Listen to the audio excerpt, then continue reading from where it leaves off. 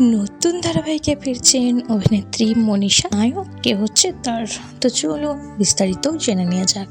বাংলা টেলিভিশনে প্রতিনিয়ত নতুন নতুন গল্প নিয়ে হাজির হচ্ছে, তেমনি স্টার জলসায় নতুন আপকামিং ধারাবাহিকের আপডেট সামনে এসেছে। সম্প্রতি শেষ হয়েছে স্টার জলসার টপ্পার ধারাবাহিক রাঙামতির তীরন্দাজ। অনেকে অপেক্ষা করেছিল নায়িকার কামব্যাকের জন্য। অবশেষে জানা যাচ্ছে পুজোর আগে স্টার জলসার নতুন ধারাবাহিকে ফিরছে জনপ্রিয় টেলি অভিনেত্রী মনীষা মণ্ডল। আবারও আসছে তার নতুন মেগা। জানা যাচ্ছে এই নতুন মেগার জন্য লুক সেটও করে ফেলেছেন তিনি। তার নায়ক কে হচ্ছে?